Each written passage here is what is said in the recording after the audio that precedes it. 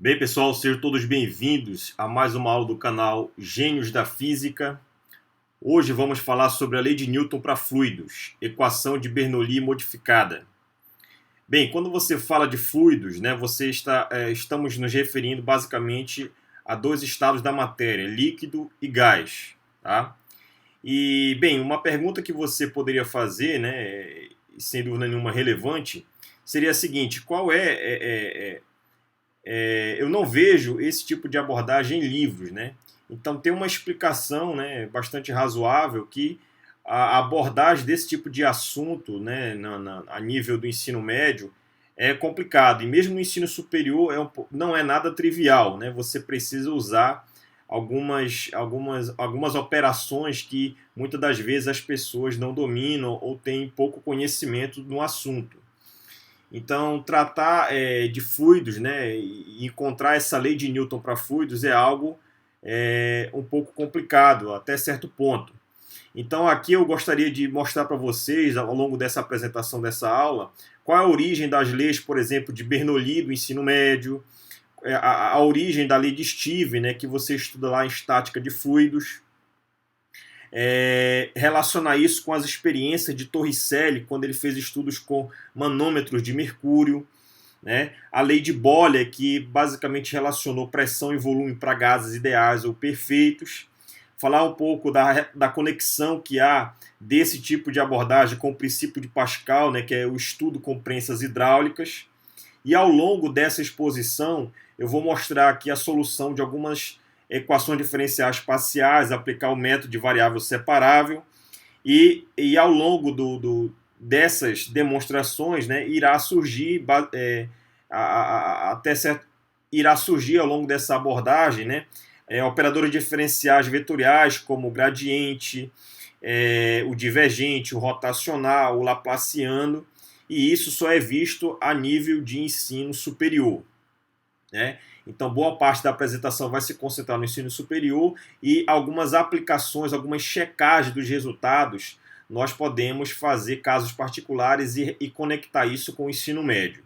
Então, gostaria que você ficasse comigo até o final para que eu possa responder essas e outras curiosidades que você venha a ter do assunto. Eu gostaria de pedir para você se inscrever no canal e ativar as notificações para que você receba elas ao mesmo tempo em que são publicadas, tá certo? Eu me chamo professor João Paulo, sou professor do Instituto Federal do Pará, campus Belém, e essa aula é uma aula de física, né? Direcionada para estudar dinâmica de fluidos. Então, nosso sumário, eu vou falar basicamente sobre a equação de Euler, em seguida a equação de Bernoulli modificada, né? E como checagem desses casos particulares, eu vou falar sobre a equação de Bernoulli usual do ensino médio, a lei de Steve, né, que está relacionada basicamente à estática de fluidos, e também conectar isso com o ensino médio e a conclusão desta aula. Então, qual é a origem de tudo? Né? Como é que você pode chegar, digamos, numa lei que possa descrever a dinâmica, a translação de fluidos? Então, você começa basicamente utilizando a conservação do momento linear. Então, eu vou pegar aqui a lei da conservação do momento linear, que é a lei de Newton para sólidos, né? Então, a força resultante é a variação do momento linear no tempo, né, a derivada. E aí a gente sabe que o momento linear é massa vezes a velocidade do corpo, né? A massa do corpo é a velocidade dele. Você deriva a derivada do produto, deriva o primeiro, conserva o segundo, mais a derivada do... conserva o primeiro e deriva o segundo, depois deriva o primeiro e conserva o segundo, né? Então dá dois termos, a derivada da velocidade no tempo da aceleração, e fica um termo de dm dt aqui, que é a variação da massa no tempo. Então a força resultante, que é a soma de todas as forças aplicadas no corpo, é dada pela equação 1. Essa lei é a lei de Newton para a massa variável no tempo, e ela é aplicável para corpos sólidos que transladam. Então eu vou pegar ela e vou adaptá-la para fluidos. Como é que eu vou fazer isso? Eu vou, onde tem a massa do corpo, eu vou usar a definição de densidade. Então, por exemplo, o que é a massa de um corpo? É a densidade vezes o seu volume. Então, agora, essa massa do corpo, para mim, vai ser a massa de fluido. Então, essa massa de fluido eu vou conectar com a densidade do fluido, que é ρ, e V é o volume do fluido estudado. Então, se você aplicar aqui aonde tem a massa, você trocar por ρV, né? E aí, quando você faz isso, o que vai acontecer?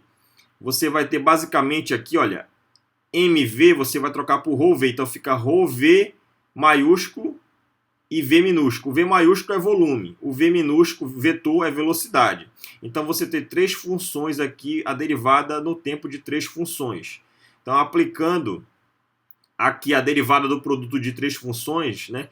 Se você não sabe, você tem como demonstrar que a derivada do primeiro conserva o segundo e o terceiro, conserva o primeiro, deriva o segundo e conserva o terceiro, conserva o primeiro e o segundo e deriva o terceiro. Vai dar três termos. E aí, quando você faz isso, você pode dividir, você pode fatorar o volume aqui, olha, o volume V. Então, quando você fatora o volume e passa esse volume que está multiplicando para o outro lado, dividindo, você vai ter força resultante sobre volume igual ao que sobra aqui. Então, o que sobra, você pode agrupar exatamente como a equação 3. Então, você vai ter força sobre volume, é a densidade volumétrica de força, que eu chamei de F minúsculo, tá? Esse J é a densidade de velocidade do fluido, ele é definido como sendo ρV, e aqui você tem um termo que é a derivada do volume no tempo, né? Então, fazendo a comparação com a lei de Newton, né? Essa equação 3 é aqui a equação de Euler, né?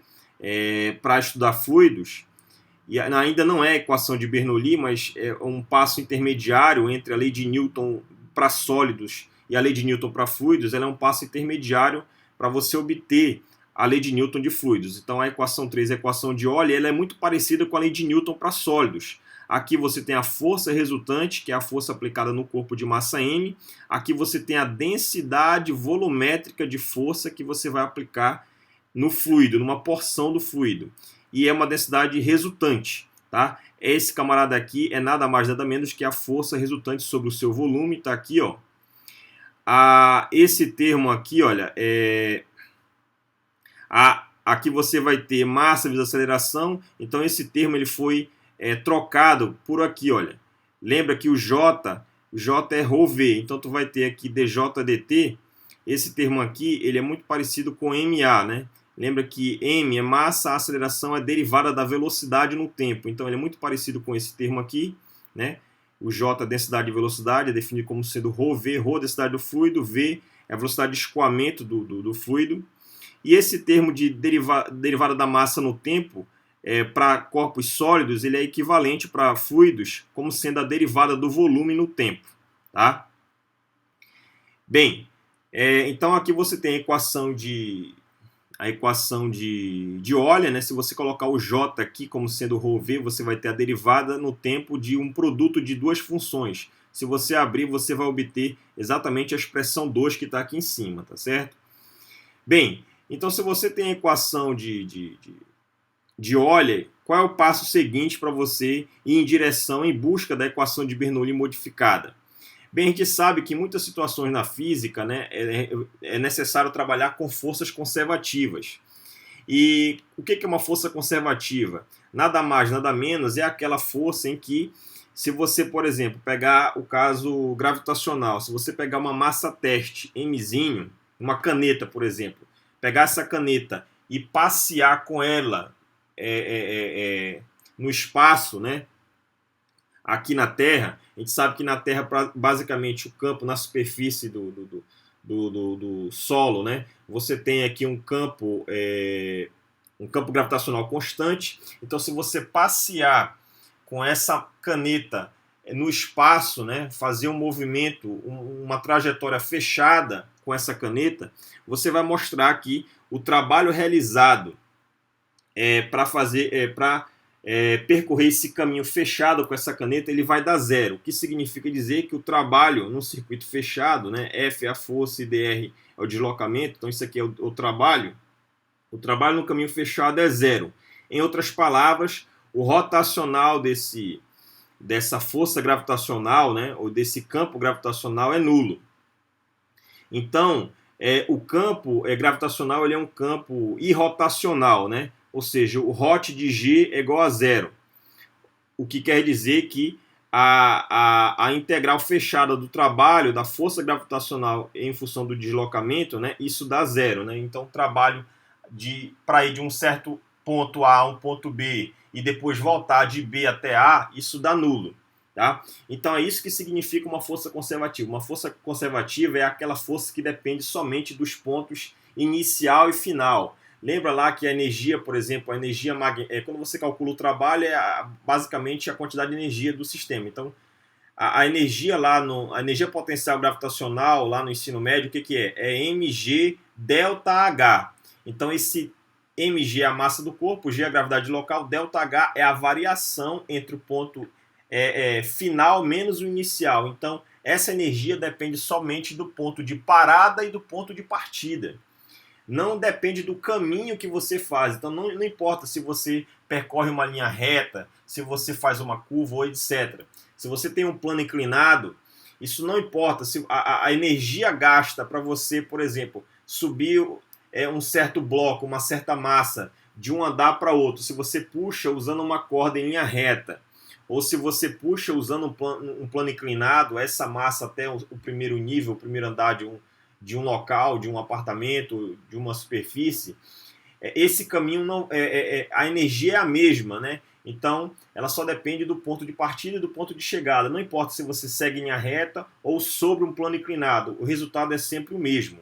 Então, é isso que significa a equação 4, né? Significa dizer que o ROT de G é zero e a integral fechada da força gravitacional pelo seu deslocamento, o trabalho da força gravitacional é nulo. Isso também vale para campo eletrostático, né? Campo lá onde o campo elétrico não depende do tempo, depende somente da posição, né? Também vale esse tipo de abordagem, né? Então, aqui eu digo, olha, a energia potencial só depende dos pontos inicial e final. Tem um delta, né? Tem um delta Z que é lá na energia potencial gravitacional, mg delta Z, delta H, né? Como queira. Então, isso significa dizer que o ROT de G é zero, né? O campo é irrotacional. O trabalho fechado no caminho é zero. E aí, se isso é verdade, então essa força gravitacional, esse campo vetorial, ele pode ser escrito como gradiente de U, né? Esse gradiente, basicamente, é uma derivada, mais geral do que a derivada convencional, né? Você pode relacionar esse gradiente com um operador, com a derivada direcional. Então, a gente sabe que a derivada que nós conhecemos de cálculo 1 é uma derivada escalar, né? Você deriva a função em relação a algum argumento, então ela é uma variação da função em uma dada direção. Agora, quando você quer generalizar esse tipo de abordagem, você quer calcular uma derivada em cada um dos eixos coordenados, por exemplo, x, y e z, que são as coordenadas cartesianas, você faz o uso do gradiente de uma função, desse operador diferencial vetorial chamado nabla. Então, a força gravitacional, o campo vetorial, ele é menos o gradiente de um U.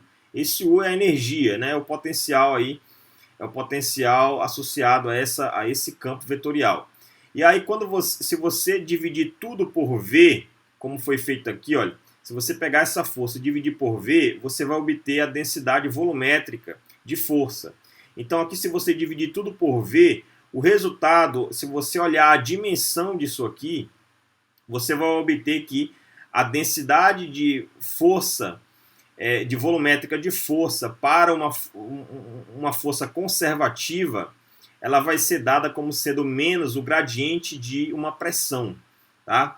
Então, se você dividir aqui por V, F por V dá F, e dividir isso aqui por V, a dimensão do grade de U sobre V, né? Potencial sobre volume, vai dar a variação de pressão, né? Esse nabla, esse operador nabla em coordenadas cartesianas, ele é o operador diferencial vetorial que tem esse valor. I chapéu, o vetor unitário que aponta na direção do eixo x crescente, né? O vetor unitário. D-ROM de x, né? A derivada parcial em relação a x, mais J chapéu D-ROM de y, mais K chapéu D-ROM de z. Essa derivada parcial significa dizer que a função que tu está derivando, no caso a pressão, ela depende de mais de uma variável, né? Quando a derivada é derivada ordinária, né? dp, por exemplo, a função depende de uma variável somente. Então a pressão aqui ela pode depender de x, y e z. Então nesse caso é necessário usar, em vez da derivada ordinária, você usar derivadas parciais, como está colocado aqui na equação 6. Então, eu sei que a densidade de força volumétrica para uma força do tipo conservativo, quando você utiliza campo gravitacional ou campo eletrostático, ela vai ser menos o grade de P. Então, como a gente vai estudar fluidos, e os fluidos eles estão basicamente na superfície, em alguma região do nosso planeta, e em alguma região do nosso planeta existe campo gravitacional, e esse campo é um campo, digamos, é um campo estacionário, depende somente da posição, né? E aí você diz que esse hot de G é igual a zero, então essa uma das densidades de forças que vai entrar aqui na equação 3, lembra que a densidade volumétrica de força resultante, ou seja, é a soma de várias contribuições, de várias densidades de força volumétrica no meu fluido. Então, uma delas, com certeza, quando o campo está atuando no fluido, ele vai gerar na sua superfície uma pressão. E à medida que você vai aumentando a profundidade, vai ocorrendo essa variação de pressão conforme a profundidade ou a altitude, etc., com a variação do Z, a variação de altura. Então, uma das densidades de forças que vai entrar na equação 3 aqui do lado esquerdo é que ela é menos o grade de P. Para mais detalhes, você pode olhar o livro do Moisés Nussensweig, que é o volume 2 de fluidos e oscilações, né, e ondas, que está nas referências bibliográficas no final dessa apresentação. Uma outra densidade de força que vai entrar aqui, né, além da variação de pressão, né, menos a variação de pressão, é a própria força gravitacional. Então, a densidade de força gravitacional nada mais, nada menos do que por definição, é a força gravitacional por volume. Eu estou usando essa definição aqui, ó. Então, é a força gravitacional por volume. A força gravitacional é o peso, é a massa do corpo vezes a gravidade. A massa sobre a massa do corpo dividido pelo seu volume é a densidade do fluido, que é ρ, G. Então, uma densidade de força gravitacional volumétrica é ρg, tá? A outra vai ser, se eu estou trabalhando com força conservativa, que no caso ela vai gerar uma variação de pressão na superfície, né? A variação de altura de desnível no fluido, que é menos o grade de P. E aí eu vou substituir a equação 5 e a equação 7 aqui do lado esquerdo de 3. Quando você faz isso, você fica com menos grade de P mais ρg, mais as outras densidades de forças que eu posso acrescentar a essa equação de Euler, tá? O lado direito é idêntico aqui à equação 3. Então, que outras... então, essa aqui digamos assim, a equação de Euler colocando alguns termos, né, de densidade volumétrica de força aqui. No caso, foi uma força do tipo conservativa e a outra a própria força gravitacional. E aí, pessoal, que outras forças, densidade volumétrica de força, você pode acrescentar? Então, no caso, se você estuda, por exemplo, fluidos viscosos, né? Então tem um atrito entre as camadas adjacentes desse fluido, você pode encontrar que a densidade de força viscosa, em algumas situações, ela é eta Laplaciano de V. Laplaciano é um operador diferencial vetorial, que são derivadas segundas de x, y e z, é um operador escalar, né? V é a velocidade de escoamento e n é o coeficiente de viscosidade desse fluido. Então você pode acrescentar, se você estiver estudando fluidos viscosos, acrescentar esse termo a essa equação 8. Se você estiver estudando, por exemplo,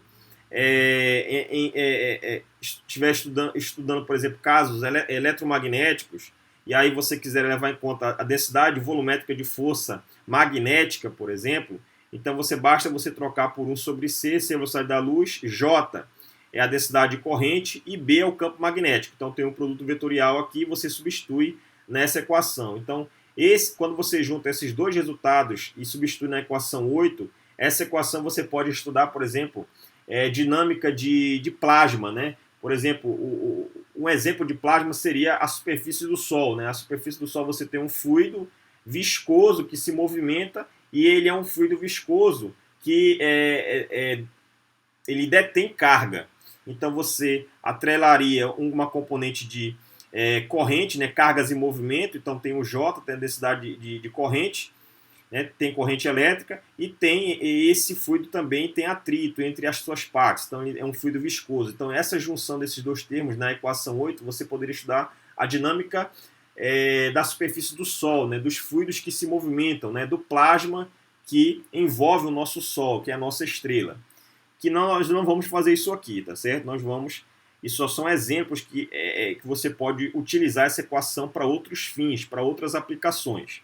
Então, vou continuar aqui com a equação 8 para tentar obter a equação de Bernoulli modificada. Indo adiante, né? Então, veja só. Aqui, dentro do J, a gente sabe que o J é ρv. Então, se você abrir essa derivada no tempo de J aqui, vai ser a derivada de um produto de funções. Então, fica a derivada do primeiro, conserva o segundo, mais conserva o primeiro, deriva o segundo. Então, vai ter derivadas de V, derivadas de ρ em relação ao tempo. Então, como eu vou substituir essas derivadas de ρ e de V em relação ao tempo por um outro termo que eu vou acabar encontrando ele aqui na próxima slide. Então a gente sabe que, por exemplo, que a velocidade, ela em geral, ela depende da posição e do tempo. Quando um fluido se move, em cada ponto, em cada partícula desse fluido, ele muda a sua posição e muda a posição com o tempo. Então é factível pensar que a velocidade de escoamento de um fluido, ela depende da posição e do tempo. E também a sua densidade. A sua densidade ela pode mudar com a posição e também com o tempo.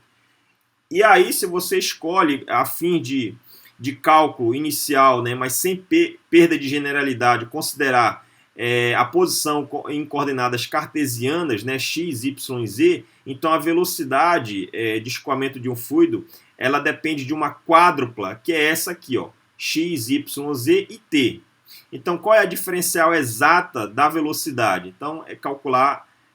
qual a diferencial exata disso? É calcular a parte infinitesimal dessa velocidade. Então, dv seria derivadas, a gente aprende isso lá em cálculo 2, né? Derivadas parciais de v em relação a cada uma coordenada, cada uma dependência aqui da função velocidade.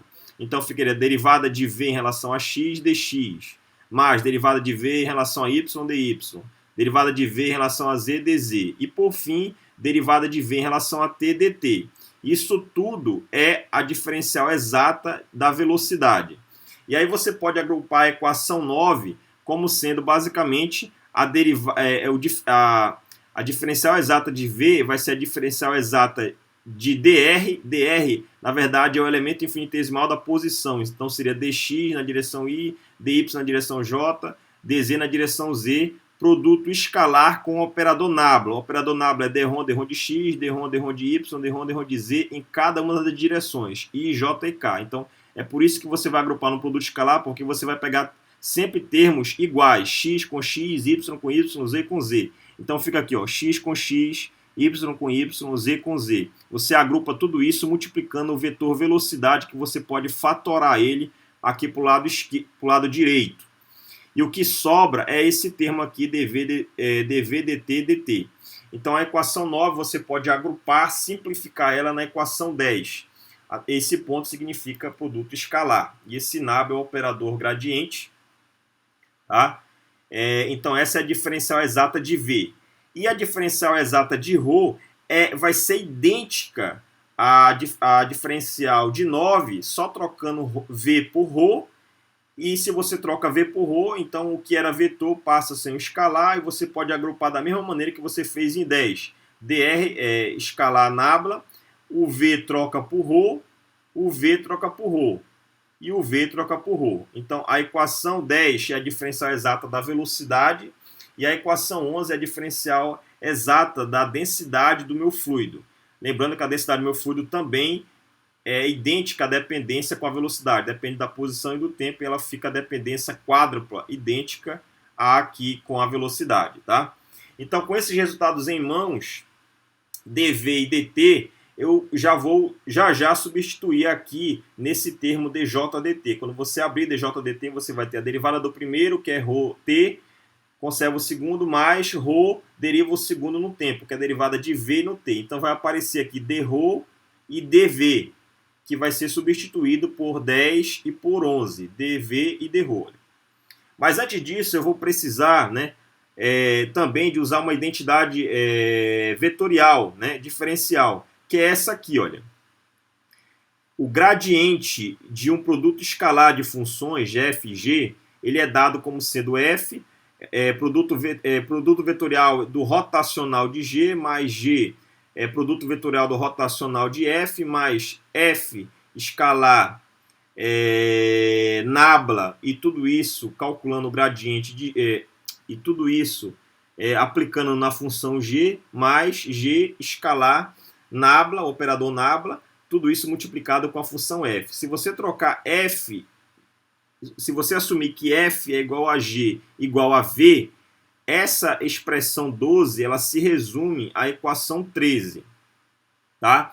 Lembrando que esse produto aqui, v com v, quando você trocar f igual a g igual a v, v escalar v é v quadrado, né? A gente já usou em alguma aula anterior aí sobre vetores, produto escalar. Então, o módulo de um vetor, ele é o produto escalar dele com ele mesmo. Então, v escalar v dá v quadrado, ou seja, dá o módulo quadrático do vetor velocidade.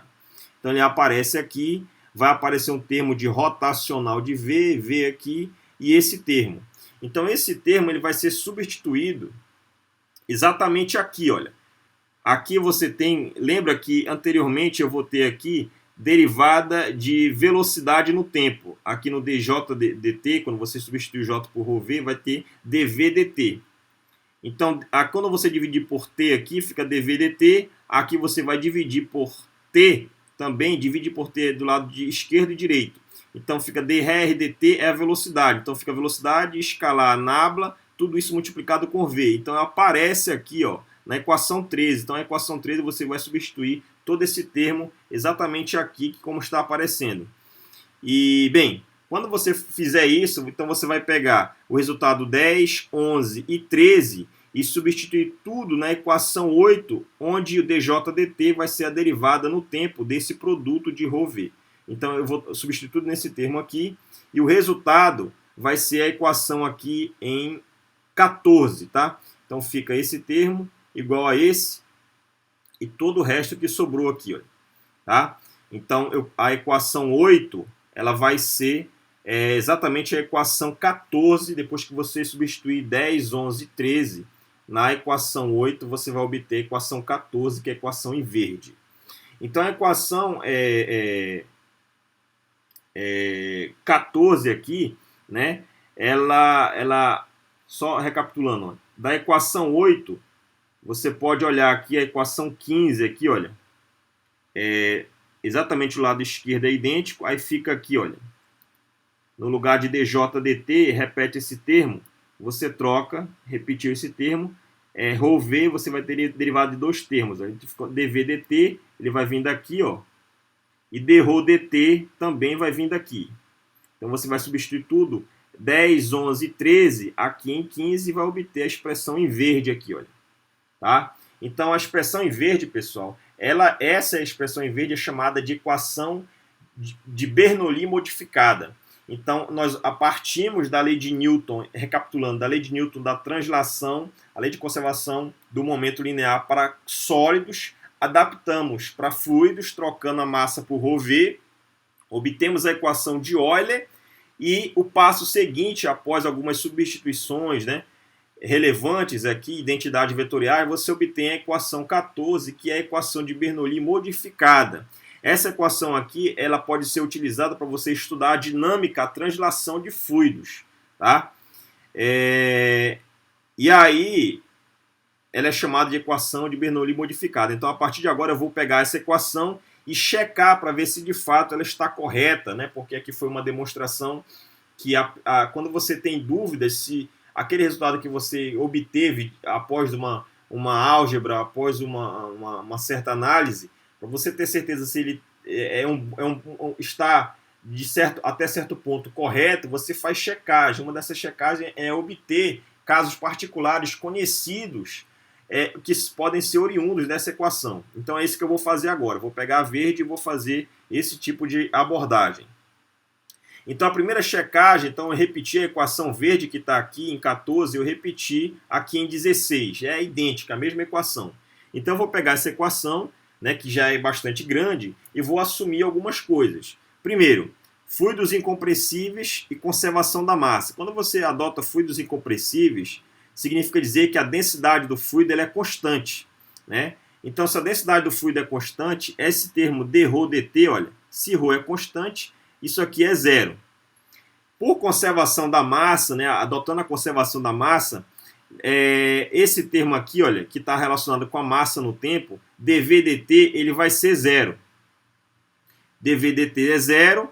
Esse termo aqui, olha, v escalar nabla, vai dar derivada. O nabla são derivadas parciais. Então, derivadas da posição vão atuar na função ρ. Mas ρ não depende nem da posição nem do tempo. Então, essas derivadas de funções constantes, né, em relação a x, y e z também dá zero. Então, esse termo é nulo, esse termo é nulo e esse termo é nulo. Isso tudo adotando fluidos incompressíveis e conservação da massa. Tudo vai dar zero. O meu escoamento é irrotacional, então significa dizer que o ROT de V, né, a vorticidade é nula. Esse termo aqui é a vorticidade, é zero. Tá? O meu escoamento é irrotacional, né, o meu V é nulo. Se eu adotar escoamento estacionário, o que significa? Significa dizer que a velocidade de escoamento do meu fluido depende somente da posição, ele não tem dependência do tempo. Então, essa derivada de V em relação a t é zero. Tá? Então, esse termo é nulo, anula tudo. Isso aqui é zero, zero, zero. Então, eu só vou ficar basicamente com esse termo, esse e as outras densidades volumétricas de força. E aí eu vou assumir que não há mais nenhuma outra densidade volumétrica de força aplicada no meu sistema. Então, essas outras densidades que eu coloquei aqui são zero. Então, em resumo, esse termo é zero, esse termo é zero, esse é zero, zero, zero, zero. O que não é zero é esse e esse aqui. 3 termos. Está aqui na equação 17.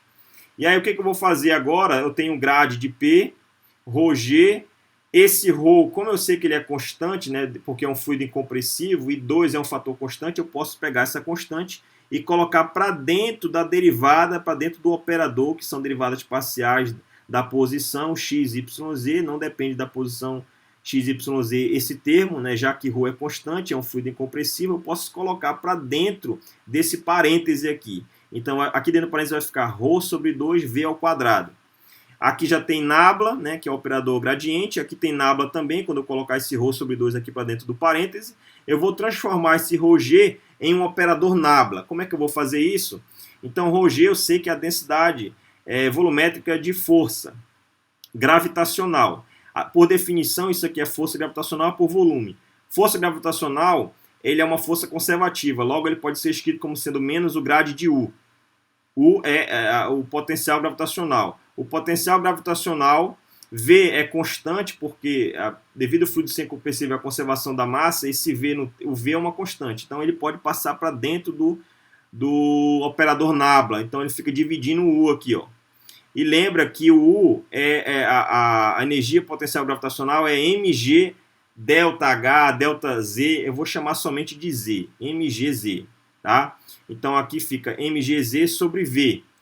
E m sobre V é ρ, então fica ρgz. Então, o que acontece? Você pega esse nabla, passa esse termo aqui que está mais para o outro lado menos, esse que está menos vai para o outro lado mais. Então, você pode colocar tudo em evidência o operador nabla. Então, o operador nabla em evidência fica um termo de P, um termo de ρv² sobre 2, está aqui, ó. E esse cidadão se transformou em ρgz. M sobre V é ρ, ρgz. Ρ é a densidade do fluido. Então, fica ρgz. Então, fica o operador nabla em evidência, tudo isso igual a zero. Então, se esse operador é um operador com derivadas em x, y e z ser igual a zero, significa dizer que tudo que está dentro do parênteses é uma constante em relação à posição, x, y e z. Então, tudo isso que está aqui não depende de x, y, z se eu estiver adotando coordenadas cartesianas. Logo, tudo isso dentro do parêntese é uma constante. Então, está aqui, ó. Então, perceba que a equação 19 é, na verdade, a equação de Bernoulli do ensino médio usual. Quando você estuda hidrodinâmica, fluidos em movimento, lá no ensino médio, você diz que esse termo aqui é a pressão atmosférica, é uma pressão constante, né, a nível do mar, por exemplo. Aqui é uma pressão do tipo potencial, né, que depende da altura do... Se você adota um referencial como nível do mar, então um desnível, um Z, uma variação de Z positiva ou negativa, vai gerar uma pressão do tipo potencial. E esse termo aqui é um termo de pressão dinâmica de translação, né? Quando o teu fluido ele translada, quando ele tem uma velocidade de translação, de escoamento, ele gera uma pressão aqui do tipo dinâmica de translação. Então, a soma dessas pressões, todas elas é uma constante. Então, isso é obtido lá no ensino médio, quando você está estudando a parte de dinâmica de fluidos. Então, perceba que a equação 19 do ensino médio foi obtida a partir da equação 16, que é a equação de Bernoulli, por isso que ela é chamada de Bernoulli modificada, porque ela é bem diferente da usual, que é do ensino médio, que é a 19, tá? Então a 16 ela é mais geral do que a equação 19, tá certo? Então a equação 19 tem um ponto favorável que provavelmente ela está correta, porque nós conseguimos obter um resultado conhecido do ensino médio, que é a equação 19 de Bernoulli usual, tá? Assumindo fluidos incompressíveis, adotando que há conservação da massa, o escoamento é rotacional e estacionário, e não há outras densidades de força volumétrica no meu sistema, tá? Indo adiante para a checagem 2, ainda a mesma equação em verde, como feito anteriormente. Agora eu vou assumir, eu vou encontrar um resultado conhecido da estática de fluidos, né, que é chamada de hidrostática, né, lá no ensino médio. Então, o meu fluido em repouso, então a velocidade é zero. Quando eu assumo isso, aonde tem V eu anulo. Então, esse termo se anula, esse termo todo se anula, anula aqui, anula aqui, anula aqui. Sobra somente esses três termos igual a zero. E aí não há outra densidade de força, eu igualo a zero, então só sobra esses dois termos igual a zero, que está aqui, ó, na equação 21. Lembrando que o gradiente de P são derivadas em x, y e z, direcionadas na direção I, J e K. Então está aqui, ó, quando você passar o grade de P, então você vai ter aqui menos o grade de P, você vai passar o seguinte, olha. Então, você passa esse grade de P para o outro lado, ele fica totalmente positivo, né? Lembra que o G ele é um vetor que, se você adotar sentido positivo para cima e o teu referencial para cima crescente positivo, então o teu G está para baixo, então ele é menos K. Então o meu G aqui vai ser menos ρg, o módulo de G na direção menos K, e aqui as outras direções do campo gravitacional eu não estou considerando, ele é um campo puramente vertical, ele não tem componente em X nem em Y, tá? E aqui, do outro lado, você tem derivadas parciais positivas, porque você passou para o lado direito aqui, ó, derivadas parciais positivas de x, y, z. X, y e z na direção I, J e K. Então aqui você tem uma equação diferencial parcial para resolver. Como é que você resolve? Você aplica o método de variáveis separáveis. Você pega a função P e diz que a função que depende de x, y e z, a função P, você separa as variáveis, né, as dependências em x, y e z. Então, px na direção x, esse P vai ser o produto de px, a pressão na direção x dependente somente de x, py, a pressão na direção y depende somente de y e a pressão em z depende somente de z. Então, esse produto de funções você troca por P. Então, aqui você vai colocar esse produto de três funções aqui, aqui e aqui. Quando você faz isso e divide tudo, né? A gente sabe que a derivada em x, ela vai atuar somente em px, py e pz não depende de x, são constantes, então ele sai da derivada, tá aqui, ó, a mesma coisa para dp dy e dp dz, só fica a dependência na variável de derivação, né? Então aqui só fica o py, aqui só fica o pz, né? E as outras saem. E aí você vai dividir tudo isso, você pode dividir ou fatorar aqui por P, que é o produto desses três termos. Quando você faz isso, você vai igualar agora termo a termo. Essa derivada aqui em I, você iguala com a componente I, que é nula. A componente J, você iguala com J, que é nula também. E quando você iguala Px e Py com zero, você mostra que Px e Py são constantes em cada uma dessas direções. Então vai dar uma constante 1 e aqui vai dar uma constante 2. E o que sobra de relevante somente é a derivada de z em relação a z igual a menos ρg k. Olha. Então corta k com k, ou fatora como queira, então fica uma derivada ordinária. Né? Você pegou uma equação diferencial parcial, quando aplica o método de variável separável, você encontra uma equação diferencial ordinária, e você iguala termo a termo, e o que era vetor transforma em escalar, né? Porque você vai cortar k com k ou fatorar. Então tudo que fica aqui é escalar. Como eu sei que px e py vai estar aqui, ó, dp dz igual a menos ρg. Está aqui, ó, a equação 24. Como px e py eu já demonstrei nas outras equações, s igual a 0 e s igual a 0, eu demonstrei que eles são constantes. Então, se eles são constantes, eu posso... Aqui é y. Aqui é px em relação a y e py em relação a z. Então, isso aqui não depende... Está errado, tá? Px em relação a x e py em relação a y, tá? Que nem está aqui em azul, olha. Em ciano, perdão. Então, aqui é y e aqui é x, tá? Então, isso não depende de z. Eu posso entrar para dentro da derivada. Quando eu entro, então, fica px, py e pz.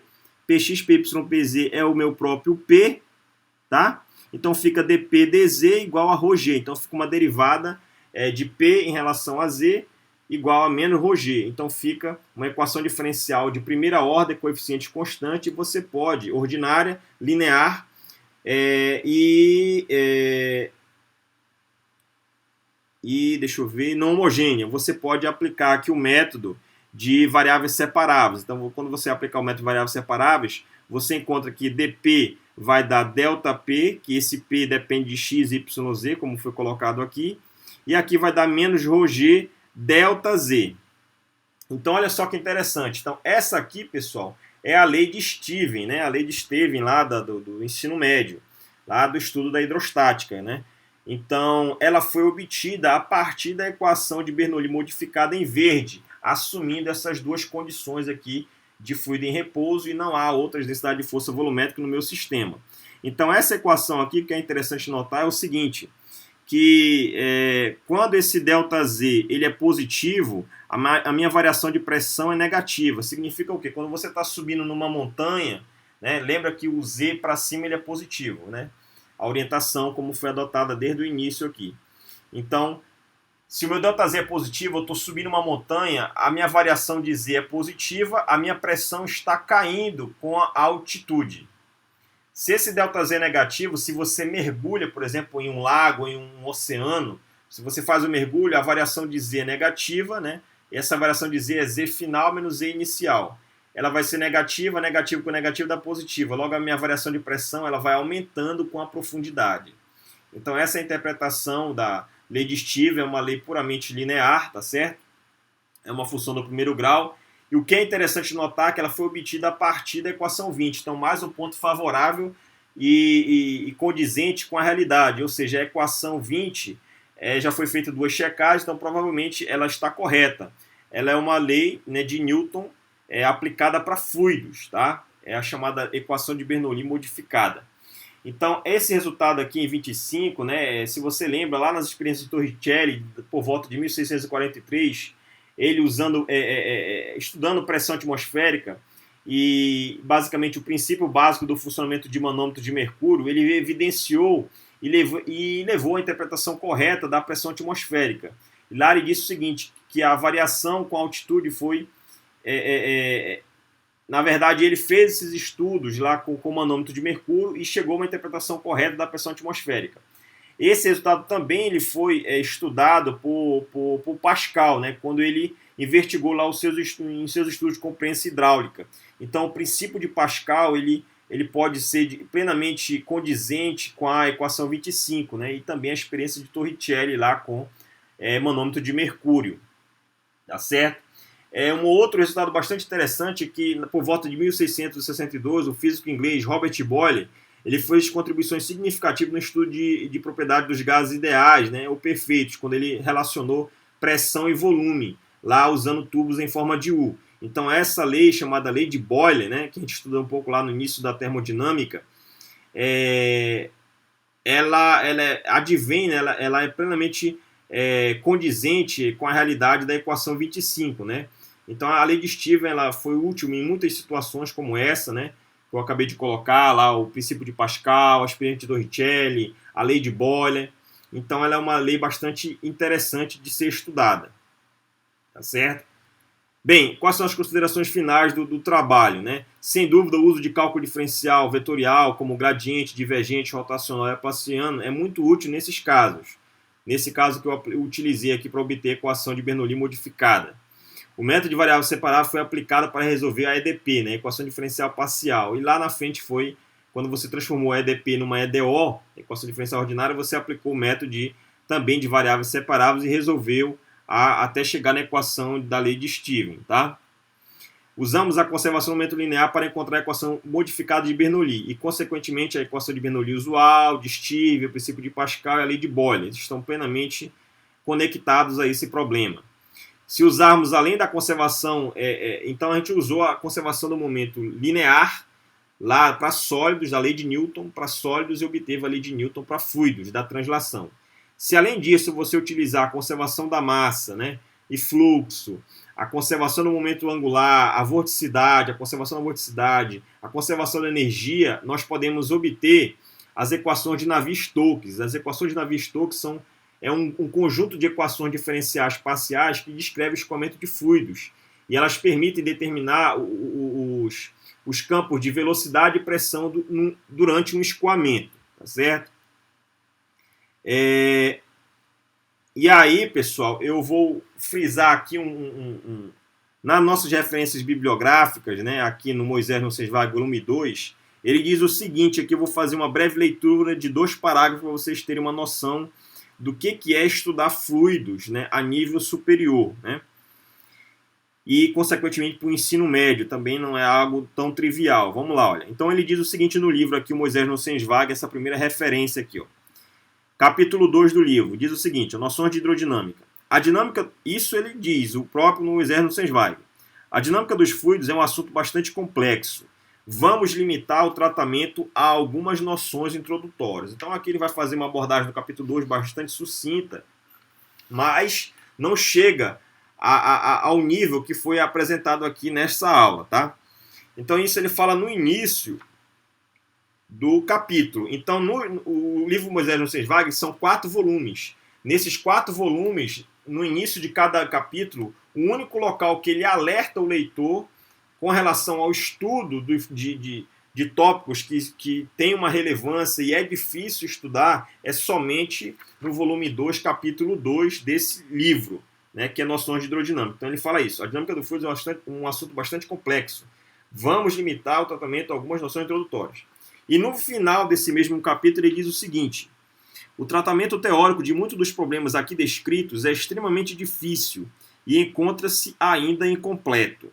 Em particular, estamos longe de ter uma compreensão satisfatória do mecanismo de aparecimento da turbulência e do regime turbulento, embora haja importantes progressos recentes nesse sentido. Então, o que eu quero dizer é que a equação de Bernoulli modificada, que é essa equação aqui em verde, ela ainda tem muitos problemas em aberto, né, e isso está relacionado com as equações de Navier-Stokes, que você pode fazer estudos mais aprofundados, né, resolvendo numericamente essas equações e etc., que é estudar turbulência e tudo mais. É quando essa velocidade aqui, a velocidade de escoamento não depende somente da posição, mas também depende do tempo. Você gera vórtices aqui no hot de V. Esses termos podem ser gerados através dessa contribuição aqui do rotacional de V. Então, essa equação, por mais simples, que você pode até a certo ponto achar que ela não é nada simples, ela não é uma equação trivial. Então, essa aqui é uma das equações de Navier-Stokes que nós obtivemos nessa apresentação desta aula. Tá? Gostaria de agradecer ao IFPA Campus Belém, aos estudantes docentes na qual é direcionada essa aula. Dúvidas e perguntas, deixe nos comentários, né? Ative as notificações, se inscreva no canal. E aí que eu vou terminar aqui uma frase aqui na verdade não uma frase, é uma charge que estampa às vezes camisa, logotipos de alguns locais na internet e de vestimenta de pessoas, né? Do físico e matemático britânico Maxwell, que diz o seguinte, né? E disse Deus, né? Lá em Gênesis, se você olhar em Gênesis na Bíblia, capítulo 1, versículo de 1 a 5, diz o seguinte: é o momento da criação, né?